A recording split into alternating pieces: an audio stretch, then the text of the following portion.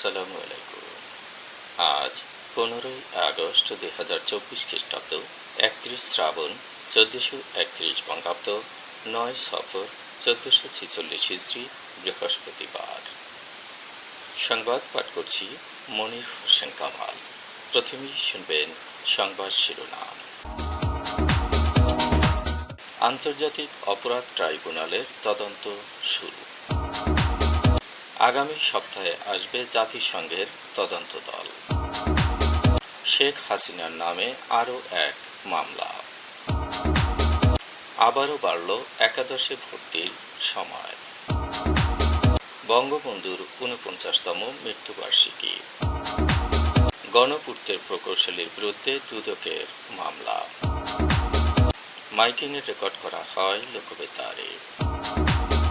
শুনলেন সংবাদ শিরোনাম, এবার বিস্তারিত। সাবেক প্রধানমন্ত্রী ও আওয়ামী লীগ সভানেত্রী শেখ হাসিনার বিরুদ্ধে গণহত্যা ও মানবতা বিরোধী অপরাধের অভিযোগ মামলা হিসেবে রেকর্ড করে তদন্ত কার্যক্রম শুরু করেছে আন্তর্জাতিক অপরাধ ট্রাইব্যুনালের তদন্ত সংস্থা। সংস্থার উপপরিচালক প্রশাসন মোহাম্মদ আতাউর রহমান জানিয়েছেন, শেখ হাসিনা সহ অপর আসামিদের বিরুদ্ধে গণহত্যা ও মানবতা বিরোধী অপরাধের অভিযোগটি মামলা হিসেবে রেকর্ড করা হয়েছে। সাবেক প্রধানমন্ত্রী শেখ হাসিনার বিরুদ্ধে গণহত্যা ও মানবতা বিরোধী অপরাধে একটি অভিযোগ আন্তর্জাতিক অপরাধ ট্রাইব্যুনালের তদন্ত সংস্থায় গতকাল দায়ের করা হয়। কোটা সংস্কার আন্দোলনে শহীদ আরিফ আহমেদ সিয়ামের বাবা বুলবুল কবিরের পক্ষে আবেদনটি করেন সুপ্রিম কোর্টের আইনজীবী গাজী এম.এইচ. তামিম। আন্তর্জাতিক অপরাধ ট্রাইব্যুনালের তদন্ত সংস্থায় কোঅর্ডিনেটর বরাবর এ অভিযোগ দায়ের করা হয়েছে। অভিযোগ রেজিস্টারভুক্ত করে আন্তর্জাতিক অপরাধ ট্রাইব্যুনাল আইন 1973-এর 8 ধারা অনুযায়ী আসামিদের বিরুদ্ধে তদন্তপূর্বক ব্যবস্থা গ্রহণের আবেদন করা হয়। আবেদনে 15 জুলাই থেকে 5 আগস্ট পর্যন্ত ঘটনার তারিখ হিসেবে উল্লেখ করা হয়েছে।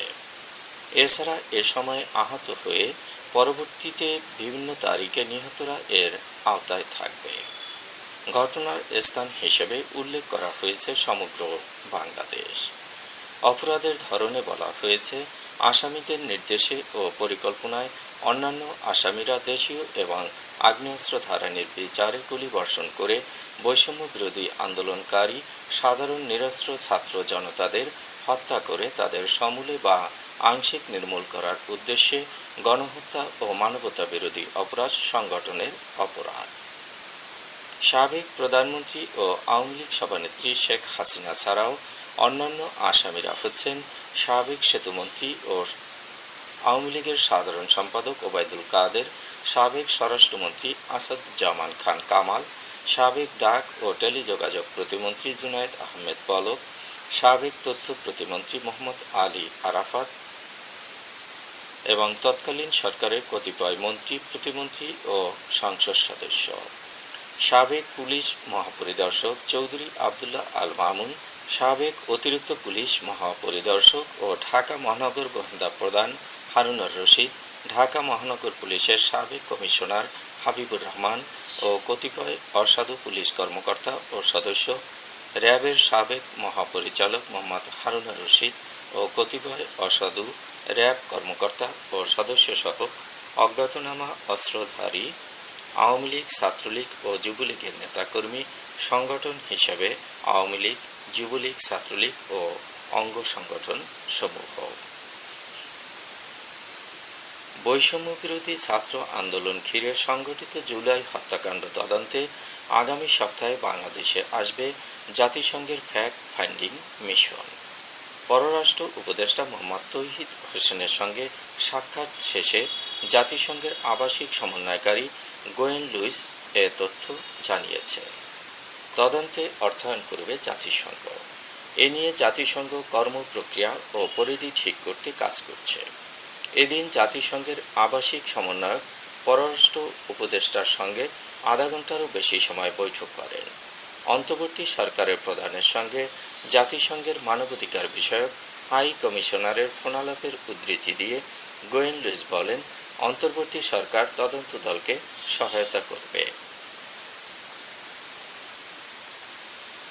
হেলিকপ্টার থেকে ছোড়া গুলিতে রাজধানীর মোহাম্মদপুর থানার দারুন নাজাত ইসলামিয়া মাদ্রাসার শিক্ষার্থী জোবায়েদ হোসেন ইমন নিহতের ঘটনায় সাবেক প্রধানমন্ত্রী শেখ হাসিনা ও আওয়ামী লীগের সাধারণ সম্পাদক ওবায়দুল কাদের সহ ১৬ জনের নামে মামলা গ্রহণের নির্দেশ দিয়েছেন আদালত।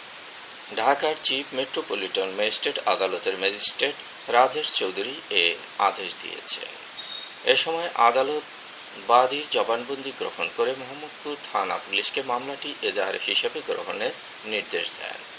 মামলার অপর আসামিরা হচ্ছেন স্বরাষ্ট্রমন্ত্রী আসাদুজ্জামান খান কামাল, আইনমন্ত্রী আনিসুল হক, স্থানীয় সরকার ও পল্লী উন্নয়ন মন্ত্রী তাজুল ইসলাম, বস্ত্র ও পাটমন্ত্রী জাহাঙ্গীর কবির নানক, পররাষ্ট্রমন্ত্রী হাসান মাহমুদ, তথ্য প্রতিমন্ত্রী মোহাম্মদ এ আরাফাত, শেখ হাসিনার উপদেষ্টা সালমান এফ রহমান, সংসদ সদস্য মোস্তফা জালাল মহিউদ্দিন, পুলিশের সাবেক মহাপরিদর্শক চৌধুরী আবদুল্লাহ আল মামুন, ডিএমপি কমিশনার হাবিবুর রহমান, অতিরিক্ত আইজিপি ও র্যাবের সাবেক মহাপরিচালক হারুনুর রশিদ, সাবেক অতিরিক্ত আইজিপি ডক্টর খ মহিদুদ্দিন, ডিএমপির অতিরিক্ত কমিশনার ক্রাইম হারুনুর রশিদ, যুগ্ম কমিশনার বিপ্লব কুমার সরকার।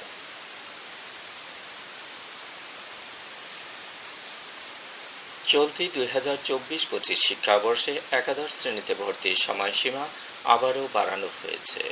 শিক্ষার্থী, অভিভাবক ও বিভিন্ন কলেজের অধ্যক্ষরা সময় বাড়ানোর আবেদন করায় এই সিদ্ধান্ত নিয়েছে বাংলাদেশ আন্তঃশিক্ষা বোর্ড সমন্বয় কমিটি। তবে কবে ক্লাস শুরু হবে তা নিয়ে কোনো তথ্য জানানো হয়নি। নতুন সিদ্ধান্ত অনুযায়ী সর্বশেষ ধাপে অনলাইনে আবেদন শুরু হচ্ছে আজ বৃহস্পতিবার, যা চলবে আগামী 18 আগস্ট রাত 10টা পর্যন্ত। 21 আগস্ট এ ধাপে আবেদনকারীদের ফল প্রকাশ করা হবে। 22 থেকে 24 আগস্ট পর্যন্ত নিশ্চয়ন শেষে 25 আগস্ট কলেজে চূড়ান্ত ভর্তি করা হবে। বঙ্গবন্ধু শেখ মুজিবুর রহমানের আজ ৪৯তম শাহাদত বার্ষিকী। ১৯৭৫ সালের ১৫ আগস্ট ভোরে সেনাবাহিনীর কিছু সদস্য ধানমন্ডির বাসভবনে বঙ্গবন্ধুকে সপরিবারে হত্যা করে। সেই রাতে বঙ্গবন্ধুর সহধর্মিণী বেগম ফজিলাতুন্নেছা মুজিব, বঙ্গবন্ধুর সন্তান শেখ কামাল, শেখ জামাল, শিশু শেখ রাসেল, পুত্রবধূ সুলতানা কামাল, রোজি জামাল, বঙ্গবন্ধুর ছোট ভাই শেখ নাসের, ভগ্নিপতি আব্দুর রব সেরনিয়াবাত, তার ছেলে আরিফ ও সুকান্ত বাবু, মেয়ে বেবি, বঙ্গবন্ধুর ভাগিনা শেখ ফজলুল হক মনি, তার অন্তঃসত্ত্বা স্ত্রী আর্যমণি, আব্দুল নাইম খান রিন্টু, কর্নেল জামিল সহ ১৬ জনকে হত্যা করা হয়। আওয়ামী লীগ সহ অনেকে দিবসটি পালন করছেন।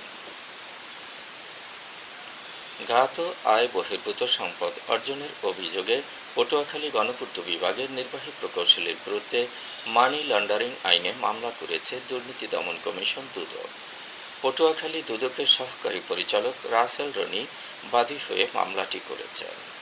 আসামি হারুনুর রশিদ ২০১৮ সালের ১ অক্টোবর থেকে পটুয়াখালী গণপূর্ত বিভাগের নির্বাহী প্রকৌশলী হিসেবে দায়িত্ব পালন করে আসছেন। তিনি ২৮তম বিসিএস কর্মকর্তা। হারুনুর রশিদ কুষ্টিয়া সদর উপজেলার হাউজিং এলাকার হাবিবুর রহমানের ছেলে। মামলায় বলা হয়েছে, ৮ আগস্ট বরিশাল শহরের হাতেমালি চৌমাথা এলাকায় নির্বাহী প্রকৌশলী হারুনুর রশিদের গাড়ি তল্লাশি করে ২৫,৮৫,০০০ টাকা, ১০,০০০ ইউএস ডলার, ৪৮.২৫ ভরি স্বর্ণালঙ্কার ও বেশ কিছু চেক বই জব্দ করা হয়। মাইকিংয়ের রেকর্ড করা হয় লোকবেতারে। সুমধুর ও সুস্পষ্ট কণ্ঠে মাইকিংয়ের জন্য লোকবেতারের বিকল্প নেই। লোকবেতারের সাউন্ডপ্রুফ স্টুডিওতে করা হচ্ছে গান ও নাটকের রেকর্ড। সেই সাথে লোকবেতারে নামমাত্র টাকায় প্রচার করা হচ্ছে বিজ্ঞাপন। ১৫ সেকেন্ডের বিজ্ঞাপন প্রচারিত হচ্ছে মাত্র ৫০০ টাকায়, ৩০ সেকেন্ডের বিজ্ঞাপন ১,০০০ টাকা, ৪৫ সেকেন্ডের বিজ্ঞাপন ১,৫০০ টাকা আর ১ মিনিটের বিজ্ঞাপন প্রচার করা হয় মাত্র ২,০০০ টাকায়। নির্ধারিত টাকার বিনিময়ে প্রতিদিন কমপক্ষে ৫ বার করে পুরো ১ মাস বিজ্ঞাপন প্রচার করা হবে। মাইকিং ও বিজ্ঞাপনের জন্য যোগাযোগ করবেন 0-17755664445 নম্বরে। এবারে শুনবেন আবহাওয়ার খবর।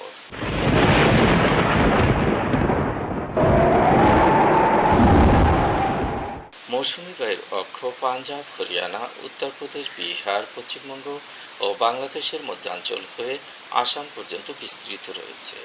এর একটি বর্ধিত অংশ উত্তর বঙ্গোপসাগর পর্যন্ত বিস্তৃত। মৌসুমী বায়ু বাংলাদেশের উপর সক্রিয় এবং উত্তর বঙ্গোপসাগরে মাঝারি থেকে প্রবল অবস্থায় রয়েছে। ঢাকা, রংপুর, রাজশাহী, ময়মনসিংহ, খুলনা, বরিশাল, চট্টগ্রাম ও সিলেট বিভাগের কোনো কোনো জায়গায় অস্থায়ীভাবে দমকা হাওয়া সহ হালকা থেকে মাঝারি ধরনের বৃষ্টি অথবা বজ্রসহ বৃষ্টি হতে পারে। সেই সাথে দেশের কোথাও কোথাও মাঝারি থেকে অতি ভারী বর্ষণ হতে পারে।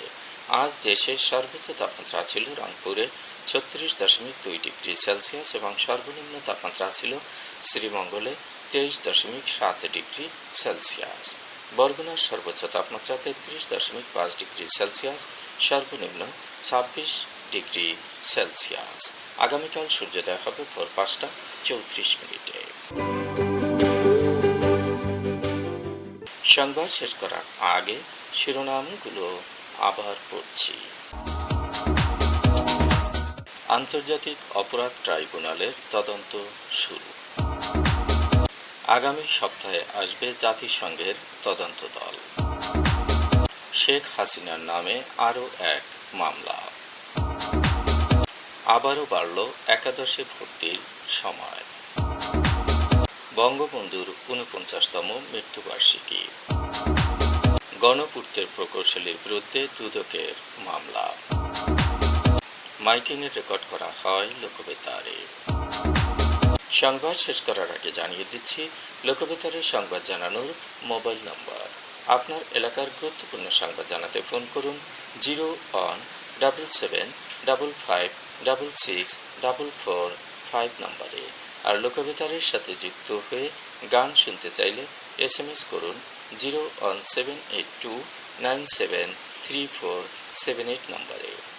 মোবাইল করবেন 01594938545 নম্বরে। বিশ্বের সব জায়গা থেকেই শুনতে পারবেন লোকবেতার।